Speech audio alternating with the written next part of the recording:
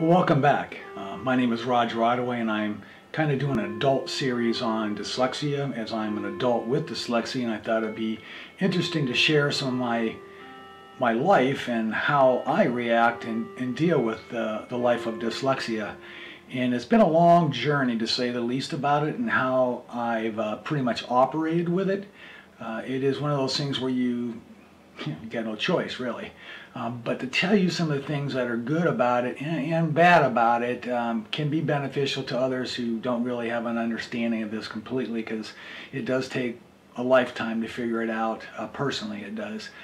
But what I want to discuss today is something, because in the past I've been talking about how we convert things to pictures, and that conversion of pictures in our mind, because we see in our mind, we process in pictures. So when we're doing things of such with words and those sorts of things, it automatically comes up in our mind. When you say truck, bus, house, car, those kind of things, those things just pop up because those are nouns that we all know and we can put images to in our mind, because that's kind of how we process it in our brain.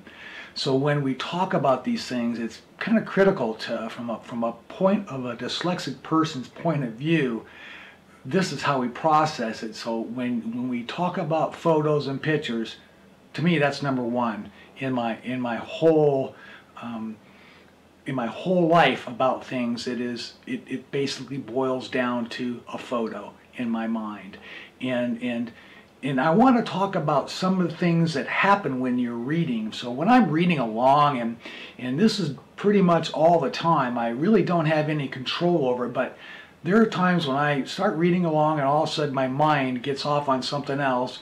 I call it an uncontrollable daydream, to where my mind just leaves where I'm at and I'm reading right along, but my mind is on something else, whatever it was triggered on, something that could have been in my mind already, or something that I was reading triggered it, but whatever triggered my mind to travel, it went, and it goes when I have no means of stopping it. It just takes off, and there I'm going, and all of a sudden I'm daydreaming on this specific topic that I was triggered on. But those daydreams, they can be productive, and they could be places where you can actually find the answers to your scenario. And when you're looking at these daydreams, they become very vivid in my mind. They're just like a motion picture being traveled, and it's completely controlled and created by my mind. And whatever it is, I could, if I want a guy jumping out of an airplane in the, coming down, hitting the ground on the ground, and then doing a roll down on the ground, rolling up, getting up, and then starting to run, I saw it in my mind, and there it was. That's just how quick it is. It's so easy for us, because it's like watching a movie in your mind that you just then created. Those images are there. It's just, and it's wild how you can just pick it and make it whatever. I'm watching a guy walk across my fence out there right now. He just did a 1.5 flip down on the ground. That's how quick it is. Those are things that we have that can be utilized in our own way to make our life better, or to fulfill some things that we need to fulfill in our own mind, because it is our mind. We have to work with what we have. So that kind of an idea of and I don't know if you want to call it attention deficit, but it's not a hyper, because when you get a attention deficit with hyperness to it, that's uncontrollable in its own way, but you're acting out. This is totally different than hyperactive stuff. This is not, I'm not overhyped. My mind's overhyped, overreacting, but my body is not being overreactive. So it's not the same as being a hyper person with attention deficit. Uncontrollable, processes in your head. So anyways, this traveling in your mind, doing these little daydreams, I have to explain something to you. One day when I had a lot of time. I retired a few years back, and when I first retired, I had lots of time on my hands, so I was doing crazy things. And one of the things I was doing is I was looking at my genealogy, so I was researching the family, and it was pretty fascinating. So I got in, and I call it a tunnel. When I get into a world that I am in, this is a dyslexic thing, where I get into this world and I kind of tunnel it, where I'm just so focused on it. I try to shut things out so I can continue on with that thought process. And so I call it tunnel vision or tunneling, and it just buries me from other things getting into me, so I could stay on the line that I'm on and thought-wise. But using this technique, I kept, when I was working with the process of all these, you know, people in my family, where they came from, and I'm all over the country and all over the world and discovering these things. So my mind starts getting real activated. So now here I go, the daydreams start picking up, and I get these impulses like a reality show concept. And to think about how that works is, you know, when that reality concept hits me, it kept coming back and coming back. So as I'm working on my, you know, my genealogy stuff, this thought keeps coming back, and it was coming to me so often that it was every day. Every day I was working on it. Then I got into my mind just developing. Instead of doing that, I'm starting to develop, you know, scenarios for a reality show concept. This is how interesting it became. So I said, well, this could be a reality show. This, you know, so I got on the line of putting together this concept. And so I got into it enough to where it bothered me so much, because I couldn't let it go, that I had to go into it full tilt. So what I did was I brought in my old business, I had 4 people that did all the reviews for what I did a lot of government work, and so I had to have a lot of review work done before it got handed in and processed down the line for government work, and especially because things I worked on were federally funded, so I had to follow all the federal guidelines from the federal government. So anyways, I had these people in my office that did a lot of, they read everything that was written in my office before I got sent out. And so I brought those guys in for my bounce off stuff. I brought in 2 people that I knew from television, and a third person was another neighbor of mine who happened to be a pretty good writer. He wrote a book, and he's also it is published, so a great writer. So I brought all these people in on this project, and when the 4 or 5 of us together, once I got the concept out, I started sending out, you know, my brainstorms to them, got it all in here, and then they would massage it, get some critiqueness to it, so we come back and we reform it again. So it went on for a while, and so I put this thing together. And I have to say, it came out pretty good. I took a family that we did. I diced it up into oddaways in sports, oddaways in TV, oddaways in, you know, so I just dissected, you know, places named after oddaways in the United States, streets and things of that nature. So there was these categories there for that, but that was pretty much the gist of the idea of putting something together and putting a team together in order to produce it. So as a dyslexic person, I know that I cannot do everything by myself, because I know I do not have all those skills that it takes to complete a project. But what I do have is I have the ability to put teams of people together, because I know if I can't get this, that guy over there can, so I bring him on. And if I can't get that, then I bring that guy over there to bring that part on. So what you do, and that's what I did in my business, I had, we did things in teams.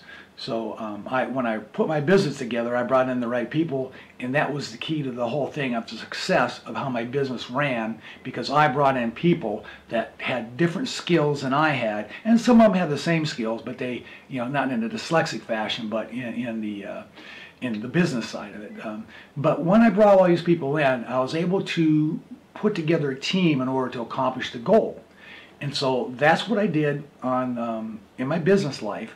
And I did this same thing when I put my reality show concept together on my geology for my family. Let me give you another example of visualization. So I've done 3 bathrooms in my house, so I visualize what I want those bathrooms to look like. And so I end up saying, well, if I can cut wood, I can cut tile. And that was the basis of the beginning of I can do this. I never touched tile in my life, but I did 3 bathrooms, and they all came out pretty good. But I am such a dyslexic person, can can pick things up. They can, and thank God for YouTube, they could actually follow the line and figure out how to get from point A to point B when they have no clue what they're doing. But the reasons why they can do it is because they're unprohibited. They have this ability to go outside the box and look at that thing down the line and say, wow, that's something I'm going to go after, so let me work on it. But when you put that in your mind and you put that goal out there, and this is what happens to me, is I'm a goal-orientated person. I stick something out there, and I keep leaving it out there, and I keep visiting and saying, yeah, I know you're still there.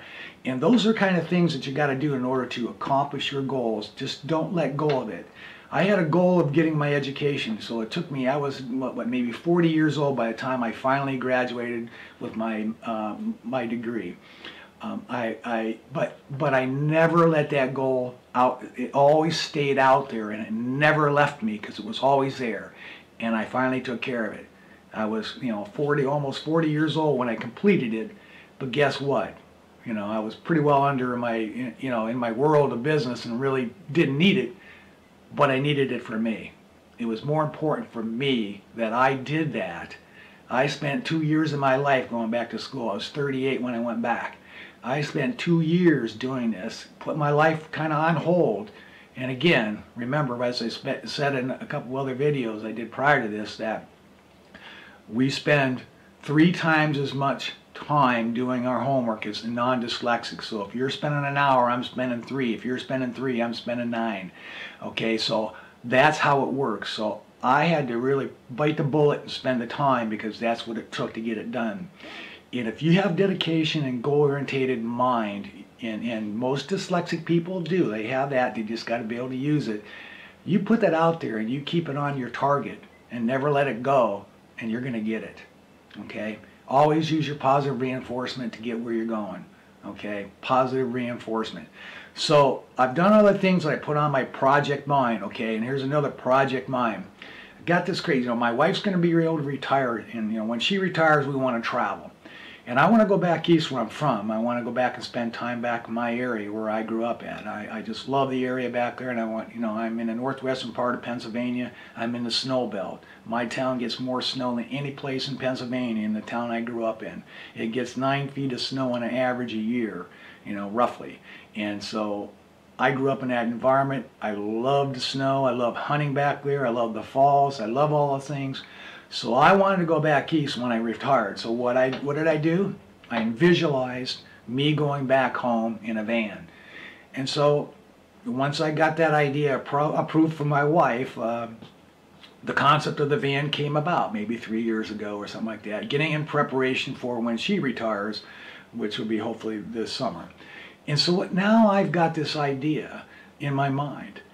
I end up, in a year and a half ago, I bought a van. It'll be almost 2 years ago now. In December, I bought a van. I paid about $35,000 for this van. 21,000 miles on it. It was a Ford Transit, 350.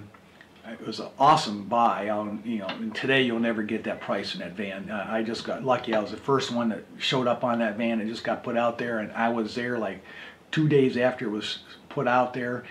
I saw it first, got it, bought it right off the bat, didn't get another chance.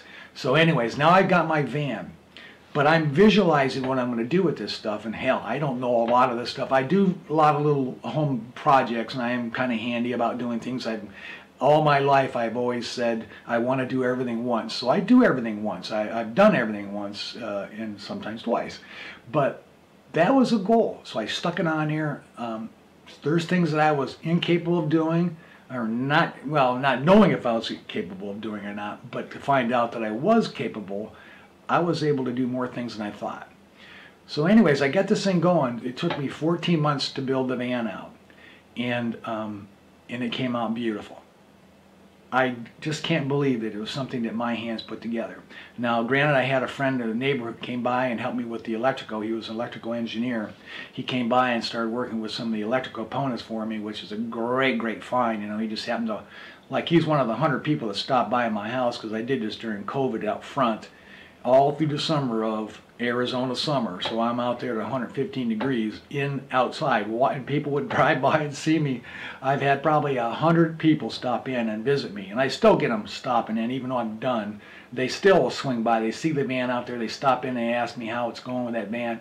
I had one last week stop in, so the people always stopping in.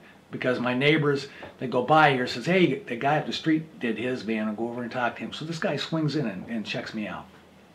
But anyways, all these things that I do, I put it on my plate, I look at it, and I go get it, because that is part of what we do when we have the daydream. This daydream is probably one of the most important things that we could do, because that is the source of our creativity. And once you realize that that's where you could utilize it and get it, then it's a whole different ballgame for you. This thing can really, really help you in many different ways, as long as you know how to work with it. Good example is what I just mentioned to you when I was putting together a team to do my reality show concept. I know I couldn't do everything, but I know I can put a team of people together that have all the parts that can do those things, and that's what we can do best. I'm a chairperson of a committee as well. Same function, same thing, same idea. You bring people in, you ask them to do things that they're very good at doing, and you're probably worse at doing it. You know, something, especially like writing and certain things. I would flip that off to somebody else. I can do it, it just takes me a lot longer, and I don't want to spend all my brain power trying to create something in a script, let's say, and turn around and have somebody else amend it because there's another way of doing it. Okay, so I always fear that of being challenged on whatever I write. So I would prefer, let the professionals write it. If you're good at writing, write it. I'll do everything else. I can do all the other things, you know, because I know where my value is. So these are things just about visualization and how you can utilize that as to help you obtain a goal. You just need to put it out there. Now, in part of my world it is sticking something out in a mental thought out there and not letting it go. Because if you're serious about getting something done, again, there's a lot of things about procrastinations and all those things. They all play in my life as well, just like they do in everybody else's life. I can procrastinate like the best of others. You know, if there's something else that's more important that comes along, then you're going to procrastinate and push that thing behind, and this thing's going to go forward. But if you can really, and that's what happened on my education to a degree. Got pushed off, and finally I got to the point where I said, this has got to stop. This needs to be resolved, and then I resolved it. So those are the things that tend to help out when you're trying to fulfill your objection. And I can't say enough of how if you're dyslexic and you have these issues, you can manipulate your mind into a better positive direction by using some skills to put it out there and to have a method to get there. And I'm an outline guy, so if I can't say enough about create your path, create a path to go to your goal. Because what we do best is we need to write it out, we need to see it down, because I'm not going to take chance on my brain remembering stuff. So what I do is I kind of write it out a little bit, say here's kind of what I'm looking at, and then I refine it as time goes on. You know, things get amended and changed. But that's the way you can do things. But for a dyslexic person, make a path. Put a goal out there, make a path, and get it. I could suggest putting things on your wall like little words and things that could, you have impressions or words like work hard or get it done, things like that you could see and read. That's a mental implant in your brain. When you walk in, you see that sign, and it says inspiration on the sign. Inspiration, do it, or something like that. That's inspiring to me. That could be the difference for a dyslexic person than a non-dyslexic person, just by the words on the wall. Because why? Because we're conscientious of everything around us. I'm a very conscientious person. I grew up conscientious. My environment around me, I knew what was going on in every room I walked into. Because as a kid growing up, when you're dyslexic and you're sitting in the chairs in schools, you're the guy sitting in the back not hoping like nobody ever call on you, because you don't want to be embarrassed and try to have to answer a question, off the top. You sometimes need to be more prepared. But those skills of sitting back in that room during those years where you're looking, and when you're out, you're not the most the overt person. You're not the guy who's out there being the the guy of the party. The person who's going to be grabbing all the attention. You're the opposite. You're the guy that's under the radar, and you're just watching. You're more of a watcher than you are anything else. And you do a lot of watching and a lot of observations. And I can't say enough about how observing people over my life has created to my life. Because when you sit back and you observe human behavior, you're sitting back and you're watching what things are going on. You're watching this guy react to that guy, and you're watching human reactions going on. You get pretty good about reading people and doing things and seeing how body language works. And so I have a very acute, I guess, sense of how that works. I'm pretty good at reading people. I mean, you can't be the best at it all the time, but when I'm in a good mode, and you can read people and you can read that body language, you can see what's going on, I'm pretty good at that. And that's some of the benefits from dyslexia, is because we're watchers. We spend more time watching than we do talking, okay? So when that happens, there's a lot of things going on that people don't realize that we are absorbing in, and that's watching what human nature does and how body reactions and how people react to what's the stimuli versus the response to the stimuli. Okay, I'm very good at that. I mean, it's not 100% foolproof, but I guarantee you I'm better than a non-dyslexic and reading people. Okay, but anyways, I'm going to leave it at that today, and not get too much deeper into some of those things, but the purpose of today was to talk more about that daydream, a little bit more about the visualization of what we go through when we're trying to do things reading-wise. But the daydream can be used in a beneficial way, and my mind is that's the answer to our problems, or the answer to our goals, or the answer to our creativity. That's where you need to go to. You need to outline it, set it up, put it out there, and keep it on your plate until it's resolved. And that's the best way to do it. And you can do that because it can be done. It does take some mental training, so you will need to reprogram yourself a slight bit, but that can be done. Just knowing that that this is your life, and you can take control of that side of it. Or if you're a parent looking to understand your siblings or your sons or your brothers or your dads, this might help a little bit. It might answer a few things of why you see them reacting the way they do.